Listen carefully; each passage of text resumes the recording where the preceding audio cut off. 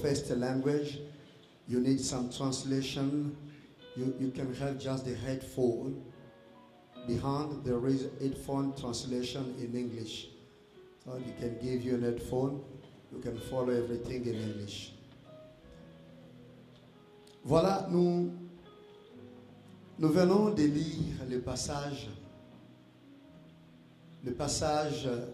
que l'apôtre Paul, nous le savons tous, que l'apôtre Paul ne faisait pas partie des 12 apôtres de Jésus. C'est l'apôtre qui était venu après que le Seigneur soit déjà parti au ciel. Il ne faisait pas partie des 12. Il était converti après.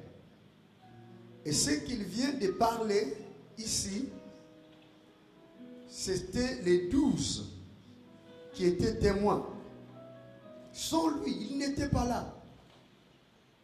Paul a été converti miraculeusement lorsqu'il faisait un voyage pour aller persécuter les chrétiens. Il était persécuteur de l'Église comme un bon juif.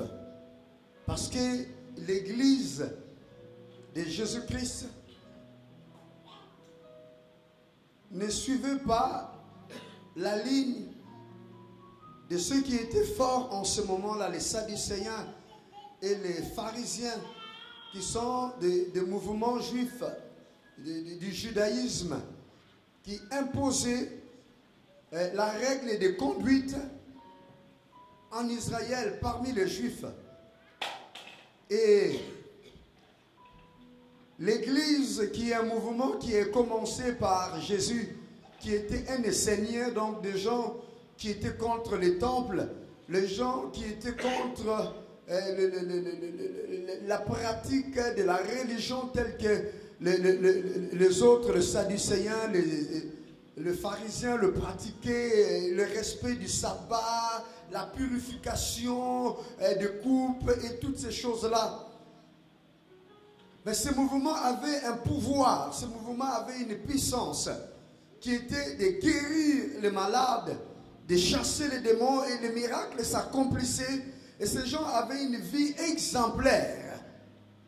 Et Paul, appartenant à ce mouvement du judaïsme, où les gens observaient la loi, s'était érigé contre les Christ en personne, non, contre les disciples de Jésus. Donc il ne faisait pas partie des 12, il n'était pas là lorsque le Seigneur a fait. Ce qu'il vient de nous écrire ici dans 1 Corinthiens 11. Paul n'a pas assisté. Mais lorsque le Seigneur l'a rencontré sur le chemin de Damas, lorsqu'il a reçu Jésus-Christ dans sa vie, parmi les choses que le Seigneur est venu lui apprendre, il y a ça, la table sainte. Alléluia. Jésus ne l'a pas enseigné avec les autres. Il n'a pas suivi Jésus-Christ de son vivant dans la chair. Paul a appris de Jésus la table du Seigneur. Et il est allé même à recevoir une grande partie de la révélation, de la puissance qui est dans cette table. Et même des conséquences néfastes qu'il a prouvées aux disciples de Corinthe. Il a dit, parmi vous, il y a des gens qui sont infirmes. Il y a même ceux qui sont malades et qui ne sont pas guéris. Parce qu'ils s'approchent de cette table sans être en communion eux-mêmes avec le Seigneur. Parce qu'ils suivent la tradition. Ils suivent la coutume des hommes. Mes frères et sœurs, la communion ou encore la table du Seigneur n'est pas une tradition humaine. Mais c'est un repas sacré. Un repas que le Seigneur a laissé à l'Église. Pour que l'Église puisse se souvenir du sacrifice qu'il a fait en mourant pour nos péchés à la croix, et aussi de sa puissance de la résurrection. Et nous puissions attendre aussi son retour. À chaque moment que nous nous approchons de cette table, nous nous rappelons que quelqu'un est mort pour nos péchés. Quelqu'un a donné sa vie pour nos péchés. Et que les conséquences du péché dans notre vie n'ont plus de place si nous entrons en communion avec lui. Si nous croyons, si nous ouvrons nos cœurs et que nous le recevons, nous l'invitons dans nos vies comme notre Seigneur et Sauveur personnel, et que nous marchons en communion avec lui comme les fils de Dieu, comme le Seigneur qui a été envoyé pour nous délivrer de la puissance du mal, pour nous délivrer de la puissance du péché, et que nous vivons dans la crainte et dans l'obéissance à sa parole, à sa voix. Lorsque nous nous approchons de cette table, lorsque nous nous approchons de ces éléments, nous ne recevons pas seulement un pain. Vous voyez, la quantité est tellement infime, et même la boisson qui est là, le jus ou le vin pour les autres qui est là, est tellement infime que vous ne pouvez pas trouver cela comme un repas pour vous rassasier. Ce n'est pas pour rassasier l'estomac ou pour couper la faim ou pour vous satisfaire physiquement. Mais il y a plus que la satisfaction du rassasiement. Amen. Il y a une grâce spéciale dans ces repas.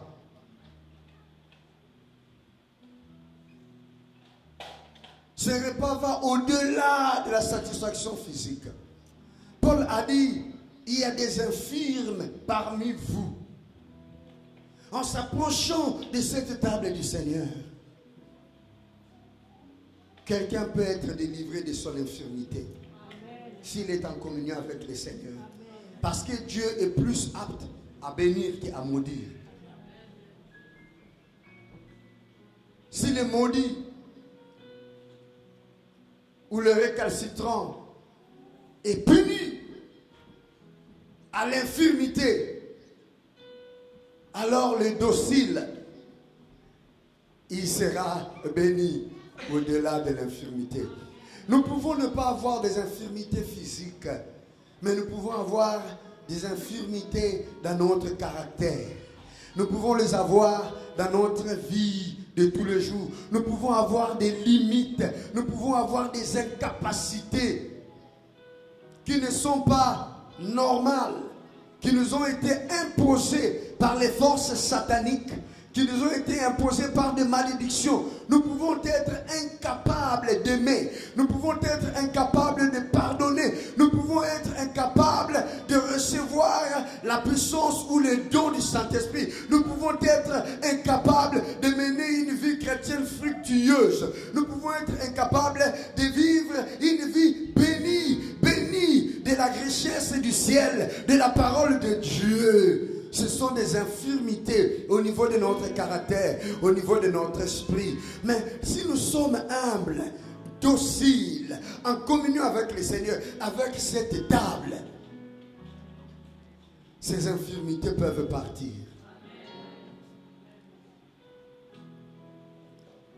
Parce qu'au fait, nous sommes en train de manger celui qui est la vie éternelle, Jésus. Nous sommes en train de boire le sang de l'alliance. Et ce sang-là de l'alliance nous purifie, enlève la mort. Paul dit, voilà pourquoi il y a des malades. Beaucoup sont malades. Frères et sœurs, notre société aujourd'hui est remplie de malades. Les gens sont malades à cause du sucre. Les autres sont malades à cause du sel. L'alimentation a produit des maladies. Ce que les gens mangent, la dose des ingrédients dedans a produit des maladies. Nos fast-food. Et il y a même des maladies qui sont héréditaires, qui sont dans le gène. C'est-à-dire, ce sont des maladies qui sont dans la famille. Et ces maladies-là ont réussi à tuer peut-être quelques membres des familles, nos prédécesseurs, nos parents, nos oncles, nos tantes, nos cousins, nos frères. Ce sont des maladies résidentes qui résident dans le corps des êtres humains. Ces maladies existent. Ce qui vient de la mauvaise alimentation héréditaire, ce qui vient de la contamination. Il y a même des maladies démoniaques que Satan a donné aux gens pour les bloquer, pour les empêcher de vivre heureux. Paul a dit, les gens sont malades. Mais si nous nous approchons de la table du Seigneur avec un cœur docile et que nous vivons en communion avec lui, nous nous approchons réellement du sang et du corps du Seigneur par la foi. Si nous sommes victimes de l'une de ces maladies, le contact avec ces éléments peuvent produire un miracle, la guérison. Il a dit, les gens sont faibles. Il y a des gens dont les douleurs de dos, le mot de dos ne les quitte plus. Il y a des gens qui n'ont plus de souffle pour courir. Il y a des gens qui n'ont plus de force pour transporter des objets lourds. Ils ont même réduit à l'incapacité de travailler. Ils sont faibles. Dieu, dans sa grâce, dans l'Église, il a donné le corps et le sang du Seigneur Jésus pour que les gens retrouvent la force. Mais tout, il a dit, si nous le prenons dignement, pas indignement. Dignement, c'est-à-dire lorsque nous remplissons les conditions. Quelles sont ces conditions? Nous avons accepté Jésus-Christ comme notre Seigneur et Sauveur personnel. Alléluia. Et nous l'avons fait suivre d'un acte important de soumission à la parole. Nous avons été baptisés. Baptisés dans le nom de Jésus-Christ. Nous avons été trempés dans l'eau et ressortis le vrai baptême. Et nous avons décidé de vivre une relation personnelle. Une relation personnelle. Alors en ce moment-là, nous sommes au rendez-vous avec lui. La Bible nous dit qu'Élie a mangé le pain et il a bu l'eau qui lui a été donnée. Et il a pu marcher pendant 40 jours et 40 nuits sans se lasser. Cette nourriture, quand même nos yeux le voient, quand même nos mains peuvent le toucher et notre bouche la consommer. Mais elle n'est pas seulement une nourriture physique, c'est aussi une nourriture spirituelle parce qu'elle a des implications spirituelles. C'est ainsi que cette bénédiction que le Seigneur nous l'a donnée, nous l'avons, il y a longtemps que nous ne le prenons plus à chaque rencontre. Mais nous avons passé un moment dans la prière et le Seigneur a dit à chaque moment que vous vous rencontrez, restez sur ce repas. Nous resterons ce repas. Le dimanche, le jour du Seigneur, nous allons commencer à voir ces repas. Alors mes frères et sœurs, préparons nos cœurs. Si vous avez été baptisés, si vous avez donné votre vie à Jésus, si vous êtes prêts, vous n'avez pas votre conscience qui vous accuse de quelque délit que vous aurez commis et dont la conscience n'est pas souillée. Vous êtes prêts. Et même si votre conscience est souillée, nous allons prendre 1 ou 2 minutes de nous recueillir dans la prière devant le Seigneur pour que tu entres encore en communion avec Dieu. Nous avons passé un moment béni avec Revival Choir dans l'adoration, un moment béni, alléluia, où nous sommes approchés de la table du Seigneur, où nous sommes approchés de ce trône de grâce, que ce moment nous sont encore donnés Prosternés, nous jetons nos couronnes aux pieds de Jésus.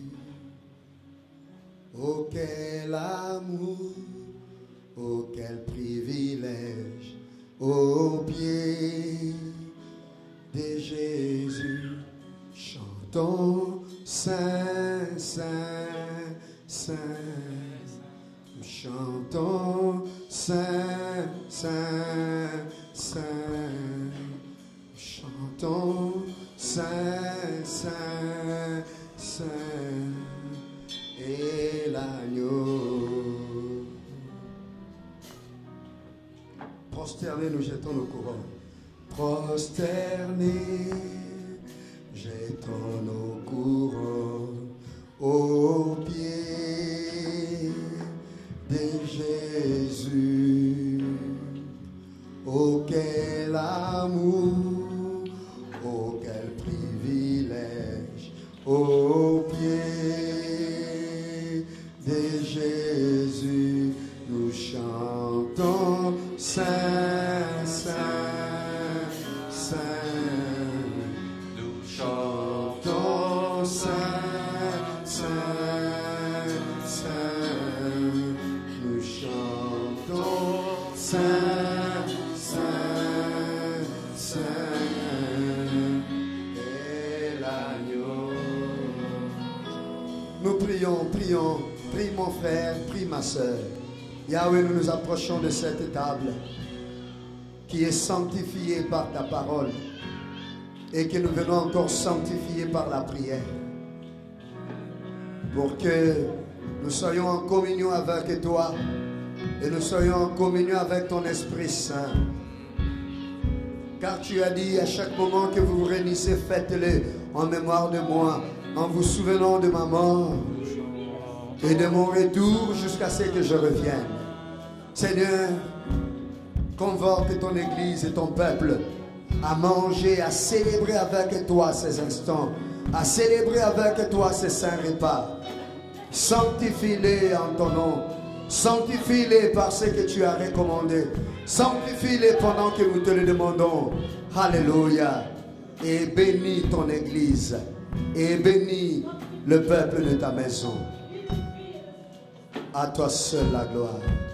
À toi l'honneur, Papa. Au nom de Jésus-Christ. Amen. Alors je vais inviter les pasteurs de s'approcher. Le diacre qui sont là.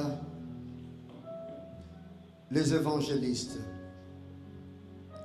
Approchez et nous allons servir.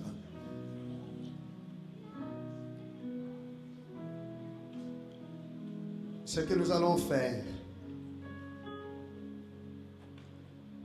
Si vous êtes prêts, on va circuler avec les coupes. Vous allez prendre votre coupe vide.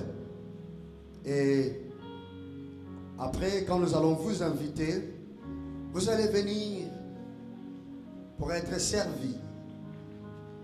Et en vous servant, écoutez bien la bénédiction qui sera libérée sur vous par les servantes et les serviteurs de Dieu. Ils seront en train de verser le sang dans votre coupe. Merci pour ton sang. Merci Seigneur. Jésus, merci pour ton sang. Jésus, merci pour ton sang. Jésus, merci pour ton sang. La Bible nous dit, pendant qu'ils étaient là, à table,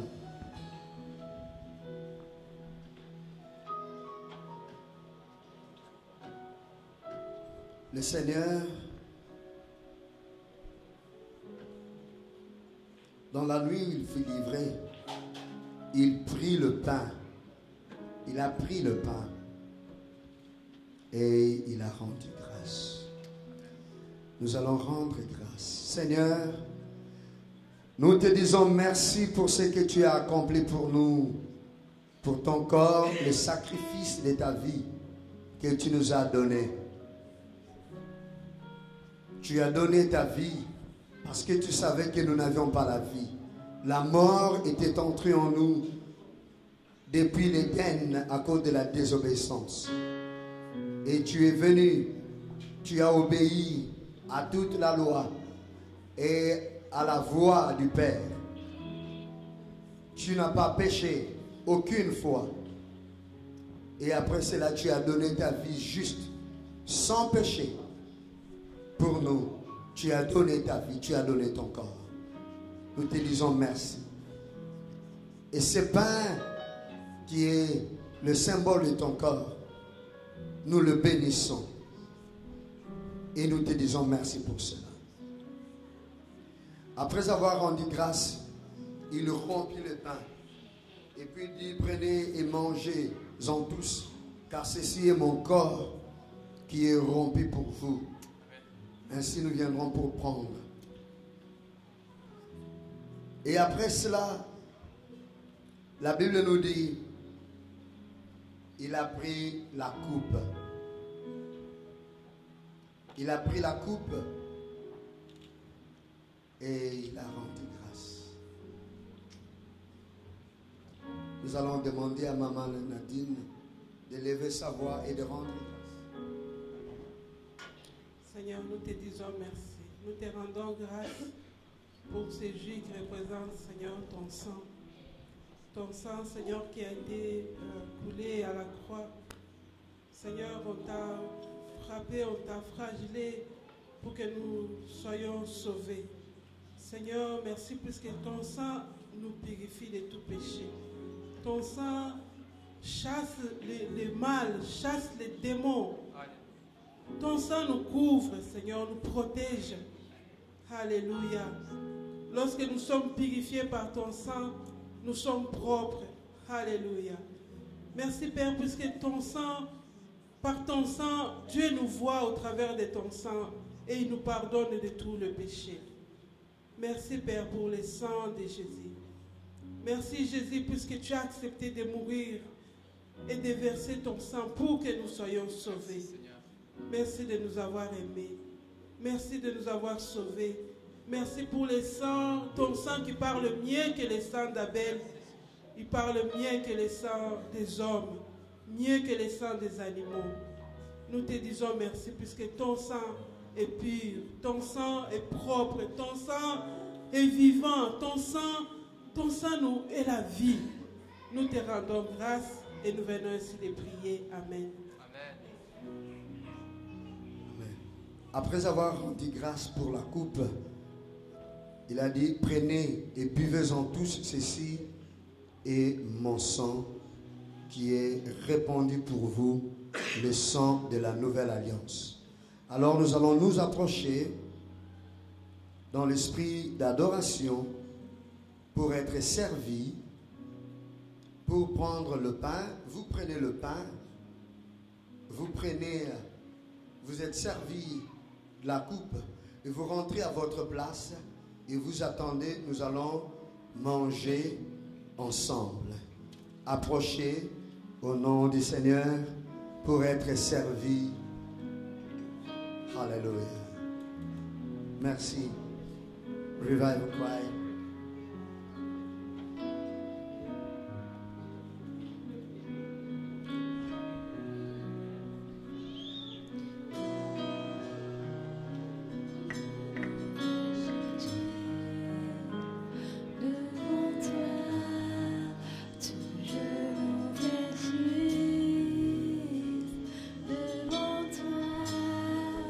Toutes langues converses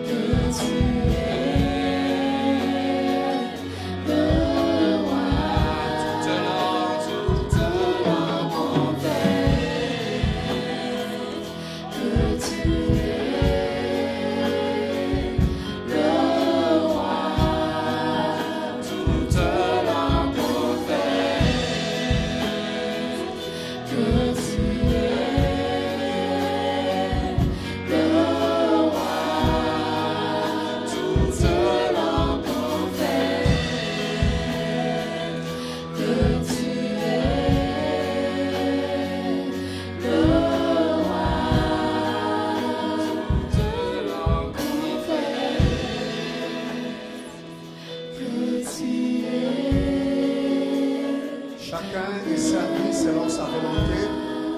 Nous pouvons prendre, le Seigneur a dit, prenez mon corps et mangez. Prenez ce pain et mangez, ceci est mon corps. Nous pouvons tous manger ensemble, s'il vous plaît.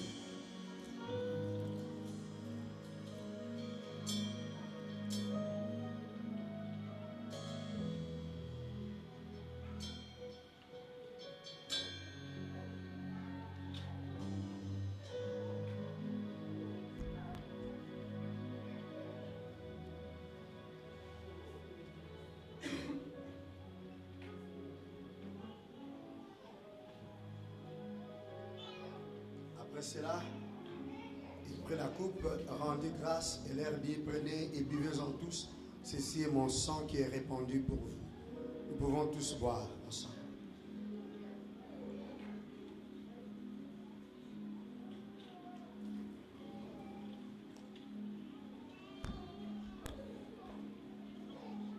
Réjouissons-nous dans le Seigneur de participer dans ce repas. Vous êtes libre de vous approcher encore du jus. Venez vous servir. Venez, vous pouvez venir. Vous pouvez venir prendre encore le pain comme vous voulez, autant que vous voulez, pendant que nous sommes là et la chorale continue dans la louange. Si tu veux, alléluia. Que le Seigneur te bénisse. Allons-y, continuons dans l'adoration de la chorale.